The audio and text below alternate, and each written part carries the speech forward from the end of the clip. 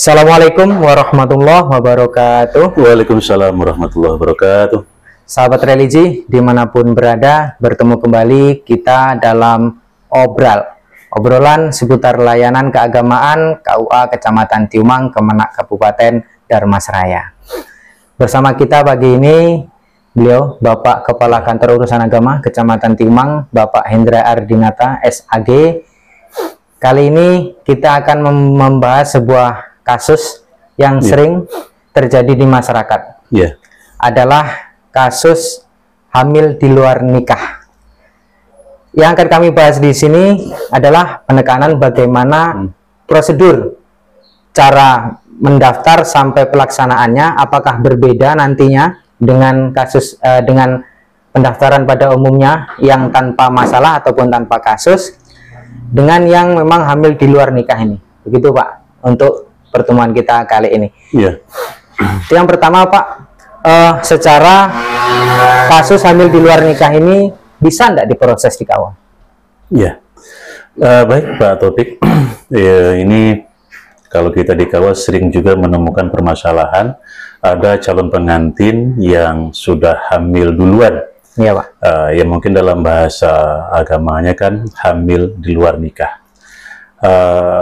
Apakah boleh seorang perempuan hamil di luar nikah dinikahkan? Secara aturan perundangan di dalam kompilasi hukum Islam disebutkan bahwasanya seorang perempuan yang hamil di luar nikah dapat dinikahkan dengan perempuan yang menghamilinya. Dengan laki-laki yang menghamilinya. Dengan laki-laki yang menghamilinya. Artinya tidak ada permasalahan, tidak ada larangan. Boleh dinikahkan. Yang menjadi permasalahan sering adalah ternyata yang hamil ini masih di bawah usia dini, masih di bawah umur.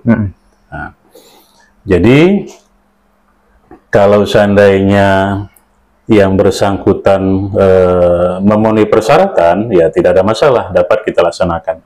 Tapi kalau seandainya masih di bawah umur, maka berlaku ketentuan lain. Yaitu dia harus mendapatkan dispensasi nikah dari pengadilan agama. Dan sering juga masyarakat mempermasalahkan, kalau seandainya nanti sudah nikah, apakah perlu, misal sudah lahir anaknya, apakah perlu diulang kembali nikahnya?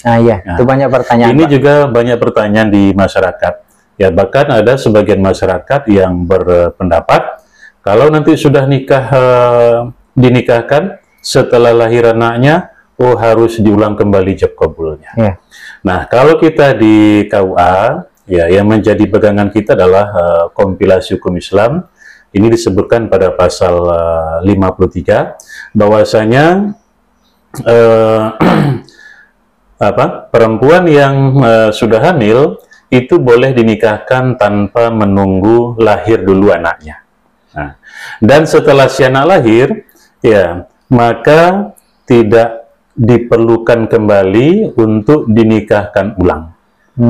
Ini permasalahan sekitar wanita hamil di luar nikah. Menurut kompilasi hukum Islam. Iya, betul. Tentu KUA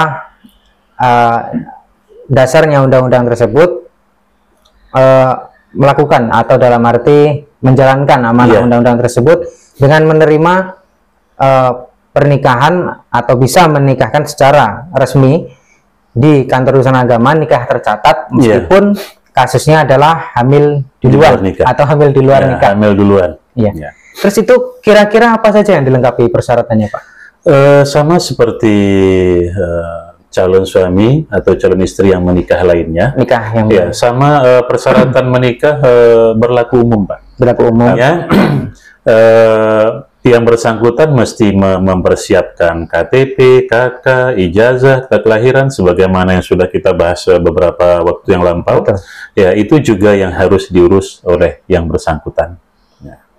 Dan tambahannya itu tadi minta dispensasi dari pengadilan agama. Itu bagi yang umurnya belum mencapai 19 tahun. Kalau seandainya umurnya sudah lebih dari 19 tahun, ya, tapi masih di bawah 21 tahun, ya tetap harus ada izin dari kedua orang tua atau walinya. Ya, Karena kebanyakan Pak ya kasusnya itu kalau hamil di luar nikah di kecamatan kita aja lah, itu kebanyakan usia sekolah. Iya. Tentu usia sekolah itu KTP saja belum punya. Iya, belum punya. Nah, itu bagaimana Pak? Ya, kalau seandainya bersangkutan belum punya KTP, tentu harus rekam dulu KTP elektroniknya. Iya. Nah, kalau seandainya nanti sudah ada, ya maka KTP-nya yang harus dilampirkan dalam persyaratan. Tapi kalau seandainya belum bisa dicetak oleh Dinas Kependudukan dan Catatan Sipil, maka cukup surat yang menerangkan yang bersangkutan telah merekam KTP elektroniknya. Sebagai pengganti dari KTP yang menjadi persyaratan wajib untuk mendaftar nikah Pak ya? Iya, betul Pak. Jadi itu sahabat religi dimanapun berada, khususnya masyarakat Tiumang, jika di sekitaran kita ada kasus hamil di luar nikah, atau kalau bahasa kita yang disebutnya hamil duluan, jangan khawatir, pernikahan tersebut tetap bisa dilaksanakan oleh kantor urusan agama di kecamatan masing-masing dari Bapak Ibu sekalian, atau cuman ada beberapa persyaratan yang memang harus dipenuhi. Jika memang belum rekam atau belum memiliki KTP, maka wajib rekam dulu. Untuk proses administrasinya di Capil Pak ya. Kemudian untuk apabila di bawah usia pernikahan, maka harus minta dispensasi dari pengadilan agama. Ya, kita juga mungkin memberikan informasi kepada masyarakat. Ya, Pak. Jangan sampai nanti mengambil jalan pintas. Jalan pintas. Jalan pintasnya apa? Nikah siri. Nikah siri. Iya. Karena apa? Karena pada akhirnya nanti yang bersangkutan juga yang akan kesulitan. Betul. Ya, mungkin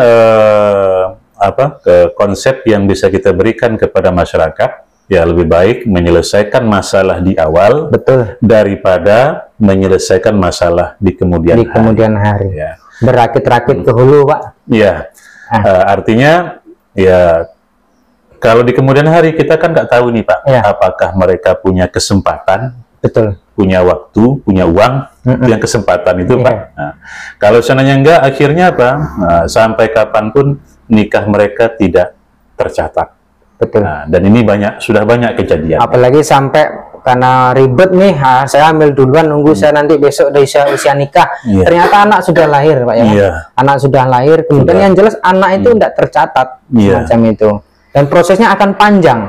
Akan panjang semacam itu. Untuk bagaimana caranya supaya nikahnya orang tuanya tercatat dan anaknya masuk ke dalam data kependudukan, itu kan prosesnya panjang. Kalau bisa memang kita hindari yang namanya nikah siri atau nikah tidak tercatat. Ya Pak ya.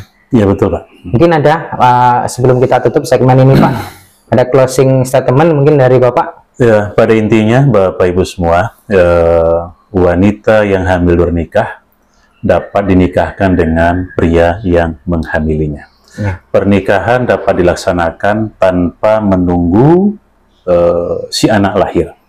Kemudian yang ketiga, setelah si anak lahir, tidak diperlukan untuk mengulang kembali nikahnya, akad nikahnya.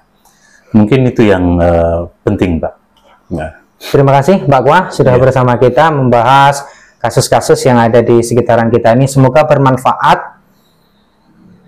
Jadi untuk masyarakat khususnya di Kecamatan Tiumang dan sekitarnya, seluruh Kabupaten Damastraya dan se-Indonesia, karena insya Allah YouTube kita ini sudah merambah di mana-mana Pak. Alhamdulillah. Jadi tetap jangan lupa untuk membagikan konten-konten positif ini. Semoga agar kami tetap bersemangat membuat konten pencerahan, khususnya tentang seputar pernikahan, seputar layanan KUA.